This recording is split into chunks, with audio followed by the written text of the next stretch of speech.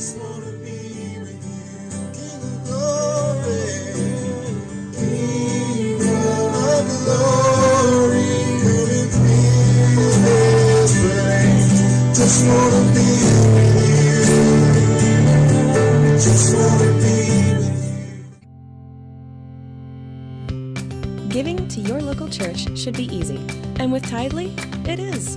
Just download the app and securely register your credit or debit card. You're done. Now you can give during church services or anywhere else. Use Tithely to give a one-time gift or set up recurring donations. It's that simple. It's fast, secure, and easy to use. Tithely, the simplest way to give to your local church.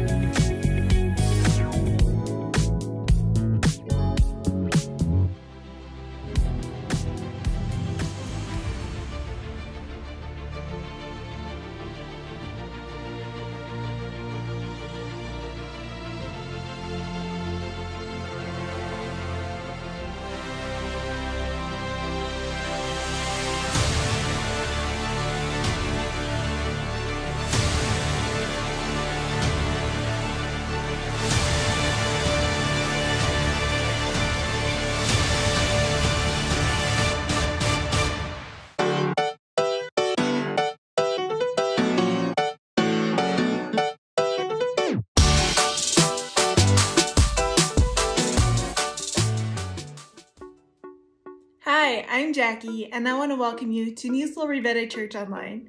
If this is your first time or the first time in a long time, we're so glad that you joined us today. We're excited that the mask mandate has been lifted, so if you've been waiting to join in person because of COVID, maybe it's time you come back. We hope this song encourages you. I'll talk to you again in a few minutes.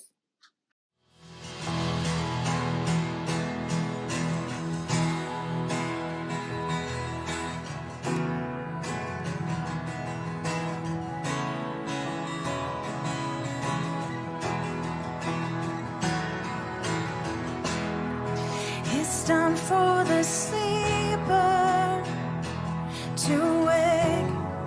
It's time for the old wind to change. I hear the Spirit say, it's time.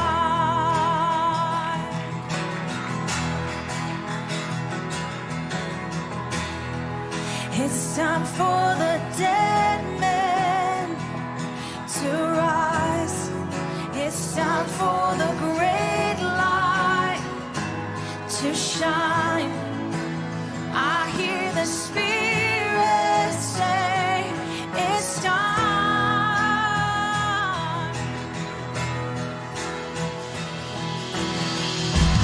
Fling wide you heavenly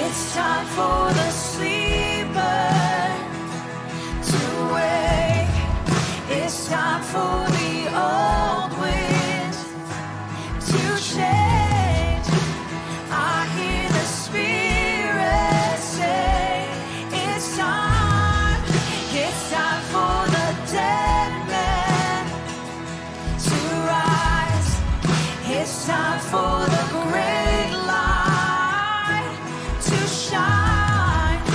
Oh, I hear the Spirit say, it's time. Oh, it's time. Flee wide you, heavenly gates. Oh, let the King of glory in. Oh, let the King of glory in. Come right in on your people's praise. Let the King of glory in. Let the King of glory in. Fling wide you, heavenly gates. Let the King of glory in. Let the King of glory in. Come right in on your people's praise. Let the King of glory in. Oh, let the King of glory in.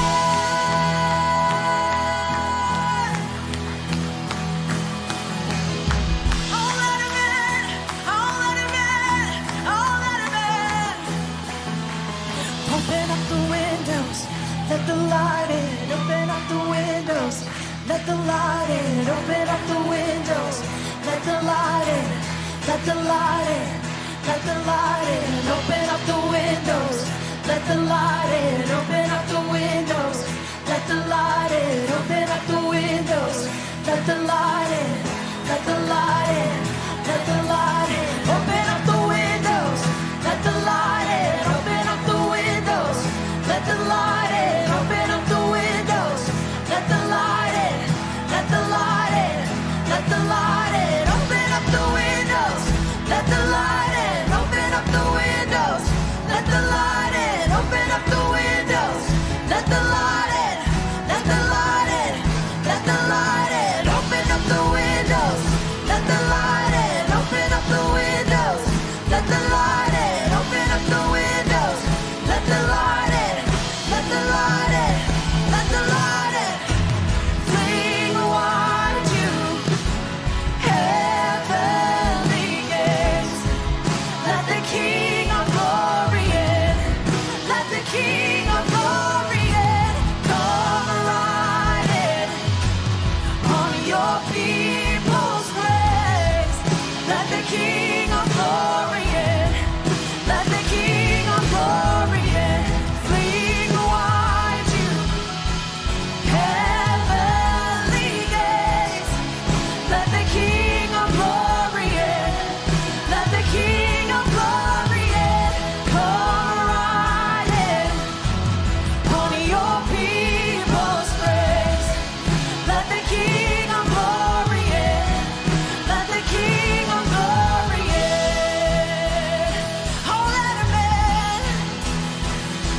Oh, let him in. Oh, let him in.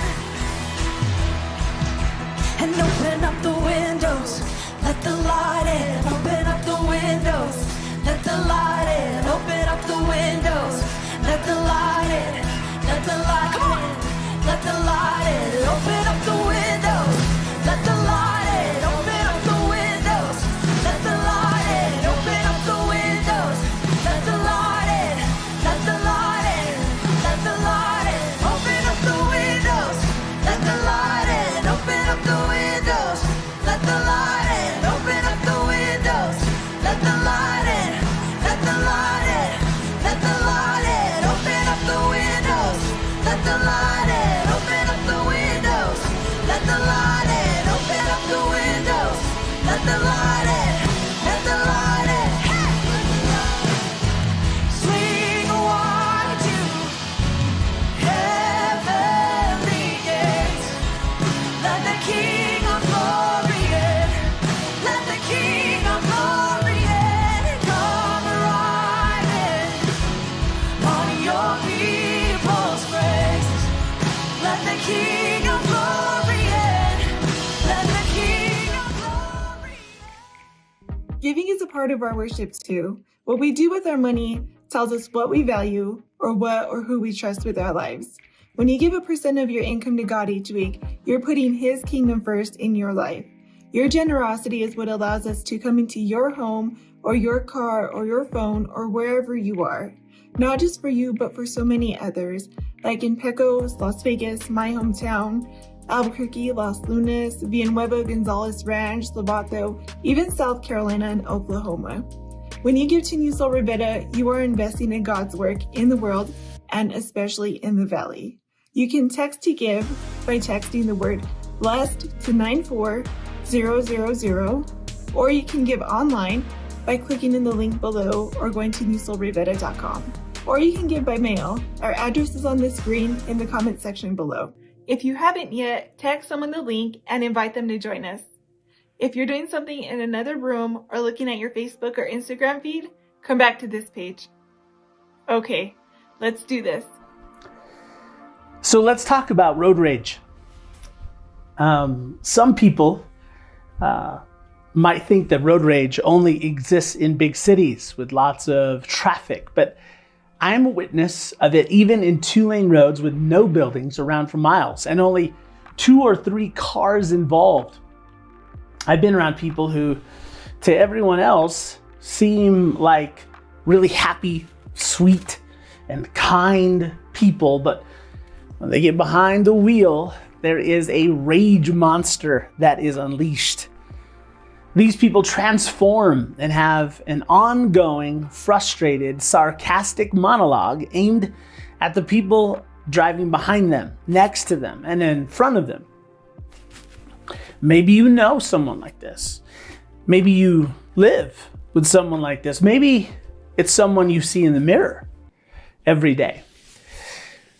One day I was working on a Saturday. I was leading a celebration event for people who were once homeless, living on the streets and addicted. And they had found sobriety and freedom and a new lease on life. It was a commencement ceremony attended by loved ones and friends, family. A beautiful moment. I was responsible for all the details of the event, so I was up early and working hard. I didn't eat that Saturday morning because I figured by the time it was over, I would meet my family out for brunch or a late breakfast. I had talked to Renee to put the plan in place. Those moments where all my family can be together are very important to me. I know how precious and limited they are, and it's hard for me to actually exaggerate how valuable and meaningful they are to me. So on this particular Saturday, I had it planned out in my mind while I was up working and my family slept in, that me missing our Saturday morning at home together would be made up by seeing them later to eat together and maybe do something fun afterwards. Well, the morning didn't go as planned. The event, which was incredible, ran long. I didn't get out until much later than I expected. And as I was driving home, tired, hungry, and hopeful, excited about seeing my family, I called Renee to let her know I was free and ready to go out and eat with our little crew. She responded with, "We already ate. We were really hungry and figured you were working, so we ate. And now we are headed out to the mall to do some shopping." Now, saying this out loud and sharing this with you right now, it seems like not that big of a deal, but in that moment, to me, it was like a hard slap across the face with a wet hand. I did not expect that response at all. I thought, so I missed it? You are just gonna do a Saturday without me just like that? I'm out. Am I out of the day? Am I left out? Left behind? I was instantly deeply hurt that they could so easily just go on with their fun Saturday without me. Renee had said that they would meet me to eat after I was done. She had said, and we agreed. Quickly, my hurt turned to rage, and I started giving Renee a speech over the phone about how upset I was.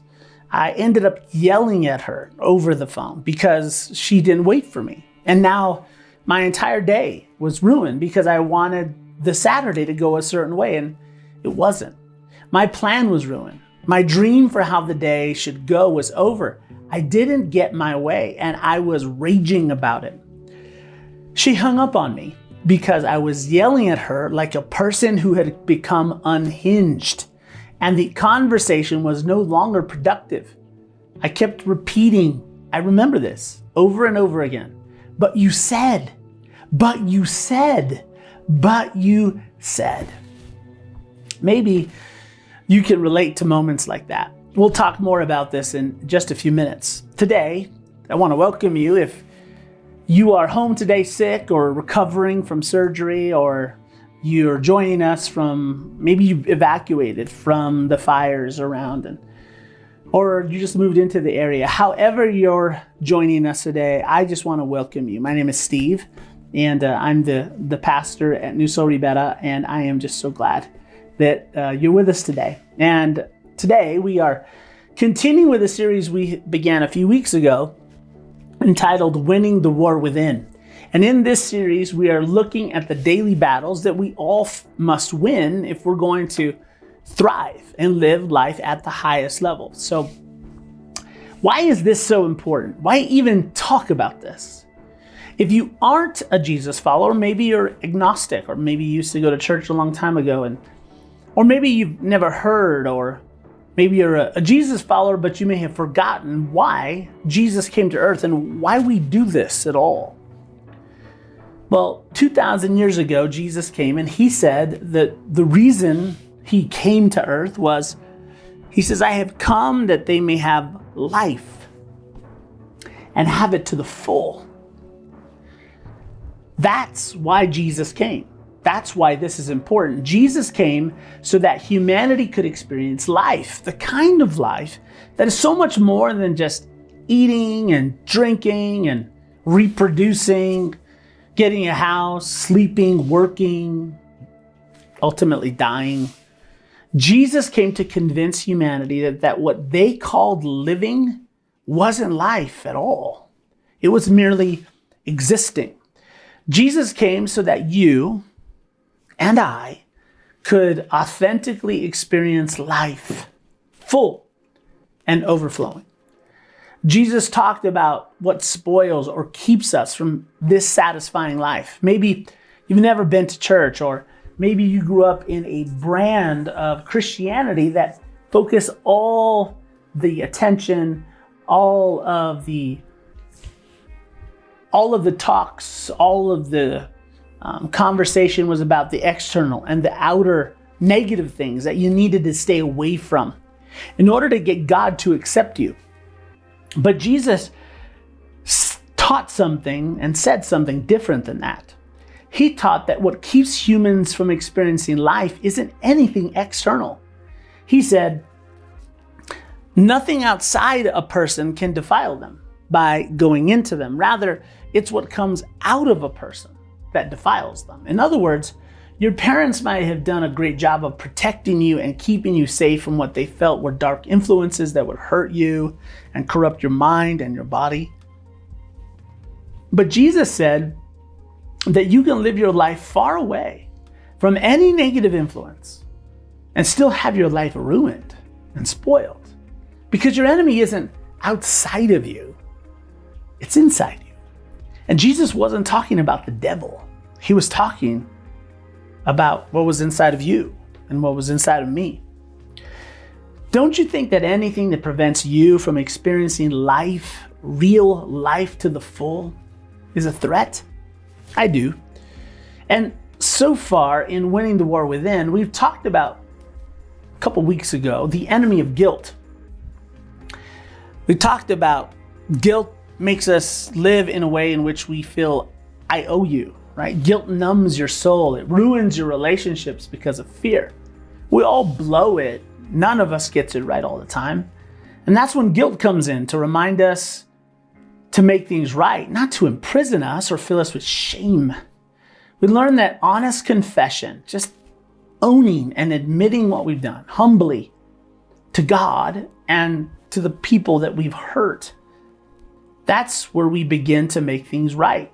And where we can, try to make things right with them in other ways too. It's how we move forward, and it's how we grow. We learn that if you are in Christ, if you trust in what Jesus has done for you by taking your place on the cross and enduring the judgment of God, you can be guilty, but not condemned. No matter what you've done, you can live life free and loved because Jesus was condemned so that you didn't have to be. Last time we talked about the enemy of envy. We learned that envy makes us think that God owes us, or maybe the universe owes us, or life owes us something that we're not getting. We learned that envy and jealousy and comparison are always together, and how easy it is for us in our culture, especially with social media, to compare our lives with people all around us. We talked about how envy, wanting what belongs to someone else, is the breeding ground for evil and darkness in our lives. Envy makes us forget about what we've been given. We get blind to the goodness of God in our lives. We diminish our important purpose and the unique race we've been exclusively designed to run. And in this series, we're focusing on our hearts and minds, the internal essence of who we are, because most of us are pretty good at monitoring our behavior in public, aren't we? It's how some of you have managed to stay married, or keep your job, or stay in your relationship that you're in right now. Most of us have learned how to act around other people. We've learned how to show them the parts of ourselves we want them to see while hiding the other parts of ourselves. But how good are you at monitoring your heart and your mind, the deep, deep thoughts inside you? Jesus is going deeper than just our public behavior. He's going after our hearts. That's what winning the war within is all about. And today, we look at another enemy within. It's an enemy that many of us hide, but it can dominate our moods and our mouths on most days, for some of us. Jesus said, "For it is from within, out of a person's heart, that evil thoughts come." And then he goes through a whole list, and we've been talking about it over the last few weeks. And one of the things he says that comes out, the evil thoughts that come out, and the things from inside that defile a person, is malice. Malice. When was the last time you heard anyone talk about malice?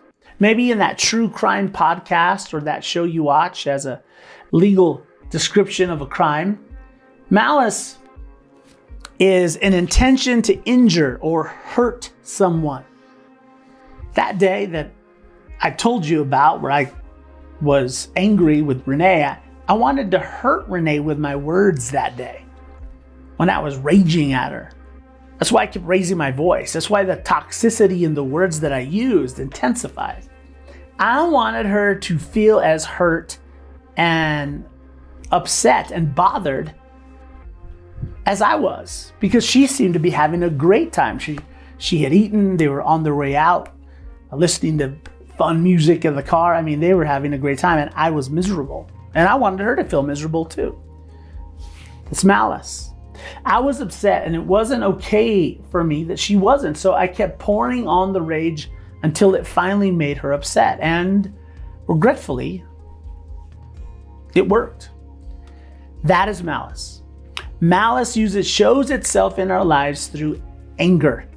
Some of you might say, "I need to sit this talk out, Steve, because, I'm really not an angry person. I don't yell. I don't scream. But man, I really wish there was another person that was listening and watching to this right now, because they could really use this. I know some people who could really benefit from a talk like this." Well, before you stop paying attention, I think it's really important that you know that there are two kinds of angry people: explosive and implosive. Now, explosive people are like skunks. They are sometimes called skunks in the when it comes to the psychological world. That's kind of the way they are described, because when they get upset, and maybe this is you let all your feelings out, and everyone knows about it. You spray out all of your anger in words and actions. You scream at the cashier for not taking your coupons. You break things and yell. You burn rubber. You drive wild. You stink up the whole place with your rage. You express it. Skunks usually get all the attention when it comes to how people think about anger. But there's another kind of angry person. And this person is the turtle. This is the implosive person. That might be you. If you're a turtle, you don't yell or break things. No, oh no, that's not you. You're better than that. You're far more civilized. You're above that kind of crazy behavior. No, you rage silently. You get into your shell. You withdraw. You isolate. Even with people around you, you isolate. You shut down emotionally. You're not like a blistering, hot, erupting volcano. No. You're as cold as ice in an iceberg. You say things like, I'm done. I'm so over this. And you walk away. You stop responding. But everyone around you can feel your sullen, depressed mood. It's written all over your face. It's all in your body language. And when people ask you, they say, well, what's wrong? You respond by saying, what are you talking about? Nothing's wrong. By the way, skunks tend to marry turtles. So self-check. How often during your day do you find yourself saying, I'm so mad right now, or that makes me upset, or maybe a word you can't say around kids and other people, especially not in church. Maybe you haven't thought about this, or maybe you've forgotten, but remember that where there is anger, there is pain underneath. It's like what I was feeling that day. My feelings were hurt. I couldn't believe that they would just leave me and forget about me. Anger is like a forest fire. It burns everything that it touches, including you. Anger is like acid. You want to pour it out on someone else, but it also scorches your soul and even the innocent ones around you. When you're angry, the people who are next to you in the car with you, who have to live with you, even though you're not directing your anger at them, they feel your rage. It ruins everyone's moment around you. You've been in moments like that. If you speak when you're angry, like I did to Renee, you will make speeches that you will regret. Some of you have a seething rage boiling deep inside you. You're like the Incredible Hulk. You're always angry. Maybe it stems from your childhood. Maybe you were rejected by your parents. Maybe from a divorce you went through or a betrayal. Maybe you've been disrespected long enough and you feel like someone has treated you as if you were stupid and they took you for granted or they took advantage of you. For some of you, it's like a cold fusion reactor deep in your soul. Some of you burn hot and quick. You get on the road and within a moment, rage flashes up inside you and suddenly you are cursing a stranger. When you're angry, you are at your weakest because you feel victimized. Anger is our response when we feel we are powerless to control our situation. Anger is nothing more than the outward manifestation of powerlessness, of hurt, of fear, or frustration, or some combination of all those. One way it gets pent up inside is if at some time in your life, early on, maybe you've been victimized. Maybe you were bullied or subject to racial or gender discrimination. Maybe you had someone in a relationship with you bully you, push you around, take advantage of you.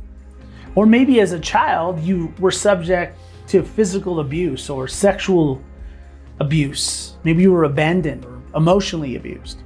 Any of these things where you know you are being hurt, but you're powerless to fight back. And when that happens, it builds up inside and it festers until you get into a situation where you are finally done. You are over it. You're not taking it anymore. You're just waiting for someone to knock that chip off your shoulder so you can unleash your fury on them. Anger, frustration, and rage are the safest emotions that we can feel. See, because you're less likely to be hurt, because you're the one who starts the fight. You're the aggressor. If you reject someone first in your anger, then you're not vulnerable to being rejected. Anger solves nothing. It builds nothing, but it can destroy everything. Some of you might say, well, Steve, I don't get angry. That's really not me. I just get frustrated. I don't get upset. I get disappointed. I'm not angry. I just don't like it when people do me wrong. Something to ask yourself is, what's the difference? Frustration is a paralyzing emotion. For some of you, it's been a tool for your survival. It's how you've been able to get this far in your life. You've used it to attack and intimidate others. And it's been your fuel and your shield to protect you from pain. It keeps you from being vulnerable, but it also, if you're honest with yourself, has kept you from really being close to anyone. Authentic intimacy seems to always elude you. Anger is a catalyst. It's a change agent. It makes you exhausted and sick. Some of you think you're just getting older and sicker, and that's why you have no energy, don't feel well. But what if it's really frustration, resentment, and anger within you? Anger will suck out your joy and the wonder of living. Expressing anger in business makes you less effective in your attempts to create change and forge connection, even with clients or customers. Sometimes anger can mask a far more difficult emotion like grief or regret or shame. Either way, anger is powerful, but a life-sucking companion. Do you see why it's an enemy within? Anger ruins your life. You can't experience a full and satisfying life if anger dominates your moods and your mouth. Can a heart full of anger truly love another person? How did your family of origin express anger? Your mom and dad. Some of you were raised in a culture of anger and it's become a habit for you. A peaceful environment feels strange to you because you're so used to tension and chaos. Anger and frustration reveal pain within. And even if you don't intend it or don't mean to, when you are acting like a turtle and you get withdrawn and you emotionally shut down, or you're a skunk, you are hurting the people you love most. Because pain that is not treated is transmitted. It's like COVID. You spread it to people around you, even if you don't mean to. It's like the prescribed burn that got out of control. You're giving it to your children and your grandchildren, to your significant other and to your friends, to your clients and to your customers. So, do you enjoy seeing anger rule your loved ones? Do you enjoy that? Do you want anger to control your days? There is a form of anger that is fueled by love. It's anger that was exemplified by Dr. Martin Luther King Jr.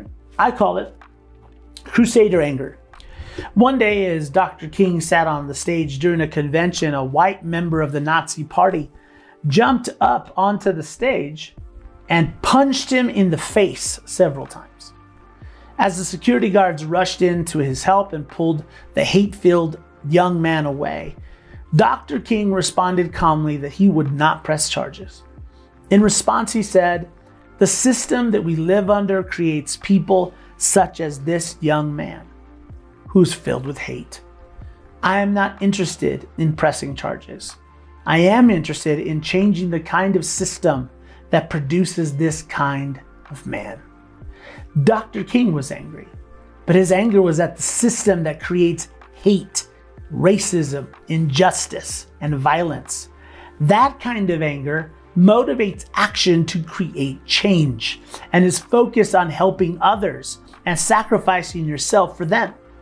Anger is necessary and important to who you are when you are trying to get a change for others because others aren't getting what they deserve. But anger is destructive when your thought is, I'm not getting what I deserve. So how do you overcome anger? How do you conquer frustration and your habit of getting upset all the time? Jesus' little brother James writes a letter that shows the way forward. He's the same brother who was killed because he believed that his big brother was God after seeing him come back from the dead. James writes, he says, everyone should be slow to become angry. By everyone, it actually means everyone. It means fiery Latinas. It means people with an Irish temper. It means passionate Italians. It means every person who thinks they have a good reason to be upset. Everyone. James is saying that it should take a long time for you to get angry. So, if we were to ask the people who live with you, who know you well, if you are slow to anger or quick to anger, which do you think they would say about you? Really? James continues. He says, everyone should be slow to become angry because human anger does not produce the righteousness that God desires. Now, James is talking about what his big brother taught. He uses a word we don't use much today. It sounds kind of religious and churchy, called righteousness. We've talked about righteousness here before. Pro tip, James is not talking about being a goody-goody or some kind of rule follower. James is talking about what his big brother Jesus taught when it comes to righteousness. He's talking about your relationships with other people. Jesus taught that righteousness means that you treat and speak to every person as if they are custom made in the image of God.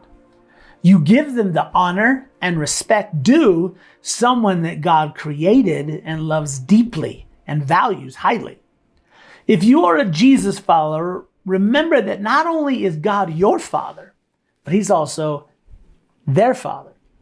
That Jesus died for the person in the car next to you, the one tailgating you, the one a little too close of your side of the road.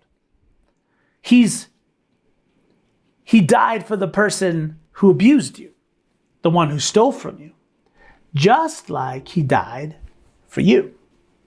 This should be natural for us to understand, especially if you're a parent or grandparent, or you have someone that you really love in your life. Because if you do, you know that the fastest way for someone to get on your bad side is to have them mistreat the person you love. When you treat any human, strangers or family, customers or neighbors, competitors, or those who oppose you, as less than someone made in the image of God, it is like you are mistreating God. Just like if someone was mistreating a person that you love, it would be as if they were mistreating you. Think about it. When you are angry, are you more or less likely to treat people like they are made in the image of God? When you are frustrated, is the sarcastic tone you use suitable for addressing a son or daughter of God? Would you be okay if someone treated your son or your daughter or your loved one that way? He asks a question first. It's an important question. He says, who is wise and understanding among you? It's a good question. Who is wise and understanding among you? Are you wise? Wisdom, by the way, is knowing that life is connected. If you have wisdom, you connect the dots in life. Wise people know that past decisions impact the present and that present choices impact their future. Wise people realize that there's a cause and effect, an action and then a reaction. choices and consequences. When we were kids, we didn't have that wisdom. You remember? We had to learn. Some of us are still learning. Watch this.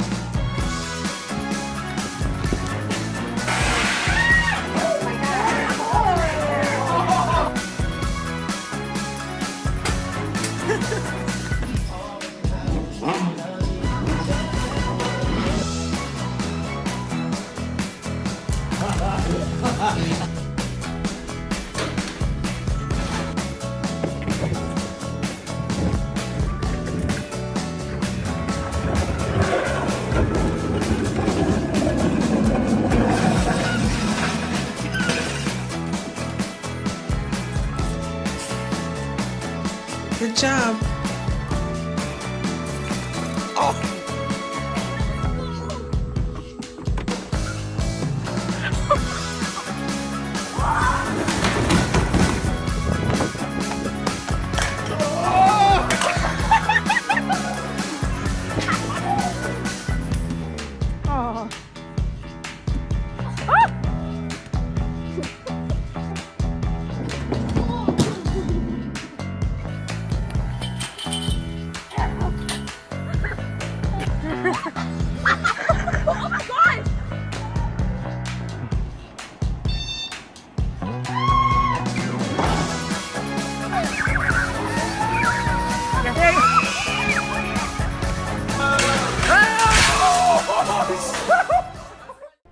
So that was the opposite of wisdom. That was unwise. That was not wisdom. Those were people who have still not learned, or maybe they forgot that life is connected. James says, "Who is wise and understanding among you? Let them show it by their good life, by deeds done in the humility that comes from wisdom." James is saying that wise people are humble people. Arrogant people are not wise. Do you remember that we learned that the first thing Jesus taught when he was here, he taught people what was needed to experience a blessed life or a happy life or a full life? The number one thing that he taught, the first thing, was humility. You remember that? Wise people know that everything they have is a gift. It was given to them. That they aren't the source of their life. That their life, their family, their opportunities, their job, their health was given to them. So they're humble. James continues. He says, "But if you harbor bitter envy and selfish ambition in your hearts, do not boast about it or deny the truth." And we talked about this last time, that when we allow envy, James says bitter envy, to stay in our hearts. When we want something that belongs to someone else, it could be getting your way at work, wanting a baby, more financial resources, or just wanting to not wait in line in traffic. Or if you have selfish ambition, a desire that is all about you, your dream for how you want your life to go and how the world should work. You want a clean house but have 3-year-olds around. You want more money but have to pay taxes. You want people not to tailgate you. James is saying, don't call people up and tell them about it. Don't tell your version of the story. The version where the other person gets 100% of the blame and you get none of it, because that other person isn't on the line to give their side of the story. James says, don't deny the truth of what's really going on. That what is really bothering you is caused by wanting something that belongs to someone else and by wanting to get your own way all the time. James writes, he says, what causes fights and quarrels among you? That's an important question. But some of you might think he's asking it incorrectly. You might want to correct James. If you were here right now, you might say, James, it's not a what, it's a who that causes fights and quarrels. It's the president or the legislature or the Supreme Court. It's this governor or the Democrats or the Republicans, James. It's my mom or my spouse. It's my ex. It's my parents, my boss. It's my kids. It's my brother-in-law. It's my neighbor. They make terrible and stupid decisions. They criticize me all the time. They don't help me. They don't contribute. They are narcissists and they just want to take all the time. They want to talk about religion and politics or that I should eat better or how to do my yard or how to live my life, and they disrespect me. The problem, James, is a who or two, not a what. James would say, that's why we're talking about this. Because as long as you think your anger has to do with a who, then anger will dominate your life. If you keep thinking that the cause of your anger is a who or two, you will have a summer of rage. James says, what causes fights and quarrels among you? Don't they come from your desires that battle within you? Isn't the reason James is saying that you're upset is that you think if I could get you to see things my way, to drive my way, to live life the way I want you to if you would lead me as a boss the way I want you to if you would talk the way I want you to, then we wouldn't fight. Everything would be great. It would be peaceful. Because I don't know if you know this, but I'm right. And my way is the right way. Haven't you heard? Anger, rage, and frustration are caused by desires within you, according to James. There is something you want from that person that you're not getting. Isn't that really why you're upset? They aren't listening to you. They aren't hearing you. They aren't helping you. They refuse to agree with you. I just want you to get a job. Be responsible and clean up your room because it shows that you respect and love me.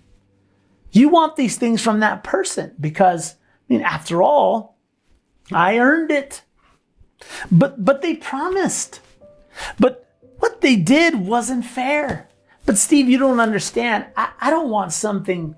I deserve it. So let me get this straight. You want what you earned, right? But Steve, it's not about my desires. No, they promised and they have to live up to their end of the agreement. So let me get this straight. You want them to keep their promise. So you want them to act fairly. You're not getting what you want.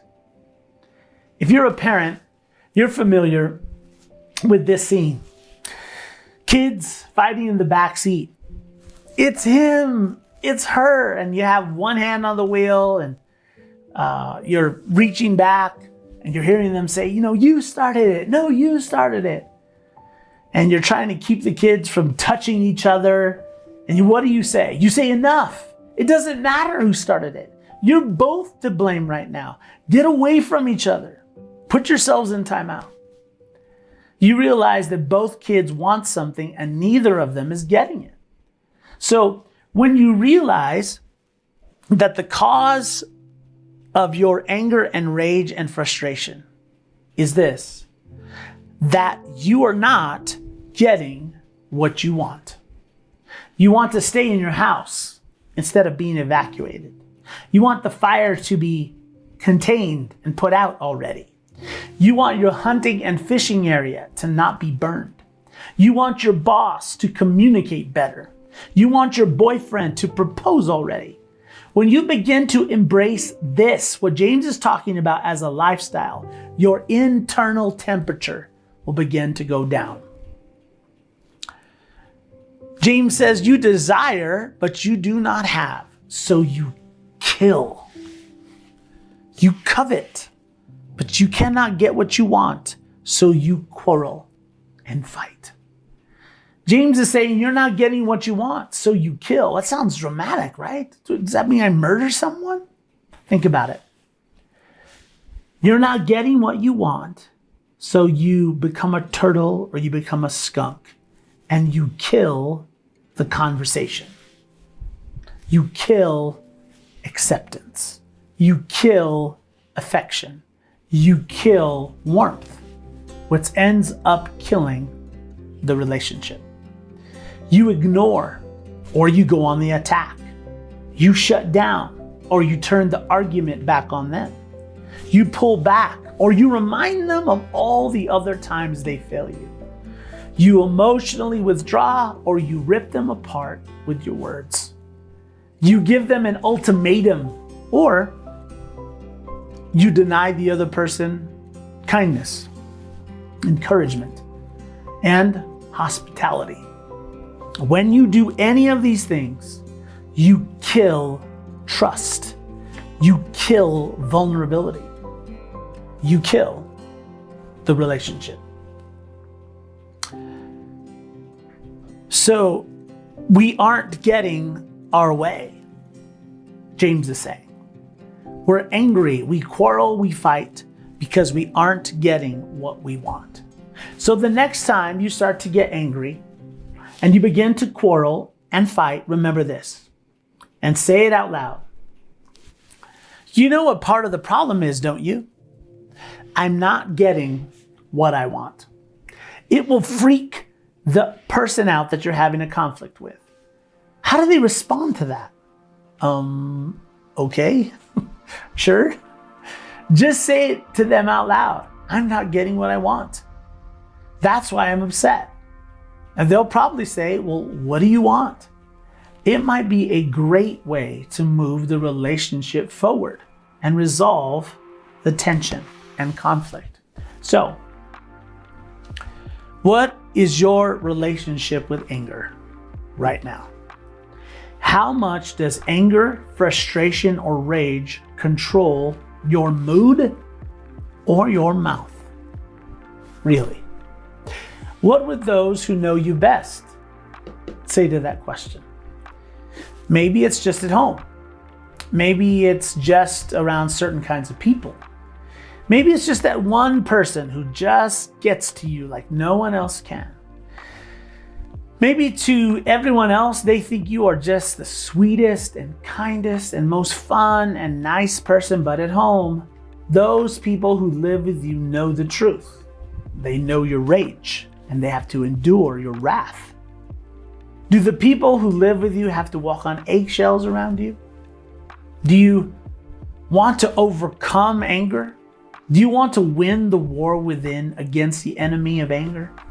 When you feel anger rising up, and for some of you it will be later on today, you're going to get to practice this. You can say to the anger inside you, I know what's going on here. You want me to think that it's the kids or her or him or the people out shopping that are the problem. But I know it's not them. I know that at least part of the problem is that I'm not getting what I want. If you want to conquer the emotion that has controlled your mood and your mouth for too long, it begins with humility. And Jesus shows us the way forward. Who, being in very nature God, did not consider equality with God something to be used to his own advantage. Jesus was God in a bod. He was God in a body. He was equal with God. So what does God deserve? What does God get to demand? Is there anyone that deserves more than God? Yet, Jesus never powered up. He never flexed. He never demanded his way. Rather, he made himself nothing by taking the very nature of a servant. Jesus didn't get his way. He didn't get what he wanted. He chose a better way. And it's not natural, and it doesn't make sense. That's why there are so many people whose moods and mouths are controlled by anger and frustration. Jesus made himself nothing? Are you kidding me? Who would choose that option? It makes no sense. Jesus found meaning in his life, not by having a life and circumstances that served him, but by making himself a means to an end, saving the world. And being found in appearance as a man, he humbled himself by becoming obedient to death, even death on a cross. Jesus overcame the enemy of anger by humbling himself. He practiced what he preached. He lived it out. And if it's good enough for Jesus, who predicted his own death and resurrection and pull it off, I just go with whatever he says. Jesus didn't get his way. He didn't get what he wanted. Have you ever considered that maybe, just maybe, it's okay if you don't get everything you deserve? Has that ever even crossed your mind?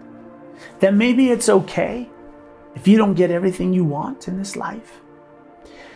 What if the price and the trade-off for getting everything you want and everything you deserve is that you won't be able to enjoy it because anger, frustration, and bitterness have eaten you up inside, and they get to decide what your mood is and to control what you say and how you feel. This is why following Jesus will make your life better and will make you better at life, because Jesus will nudge you away from self-centeredness and arrogance and towards others-centeredness and humility. When you follow Jesus towards other-centeredness and humility, your life gets bigger and it gets better. We'll stop there for today. Don't miss next time for Winning the War Within. I'm really hoping to see you in person soon.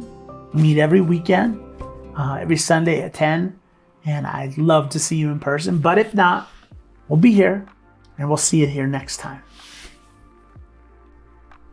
So you ready to start winning the war within? What are some of the enemies inside that you need to confront today? Let me pray for you. Let me pray for you that you would know God's grace and help to win the war within, because you're not alone. Dear Heavenly Father, we thank you, Father, for every person watching here today. I know that it's not by chance that they are here watching this message today, Father. I ask that it just speaks to their heart, Father, and that whatever is inside them, Father, that you would surface that up, Father, and give them wisdom, Father, to lay it at your feet, Father. Because you say that we can hand anything to you, Father, and not to worry. Father, I pray that you would surface everything, Father, whether it's anxiety, depression, thoughts of suicide. Father, I ask that you would just cover them in your love, Father, and your peace in this time, Father. And I ask that your Holy Spirit would just touch them. Father, we thank you that you're so merciful and graceful, Father. Show them and reveal to them your grace and your mercy. We love you, Father, and we bless you in Jesus' name. Amen. Well, that's it for today. We'll see you all next time. Thank you for watching. Have a great week.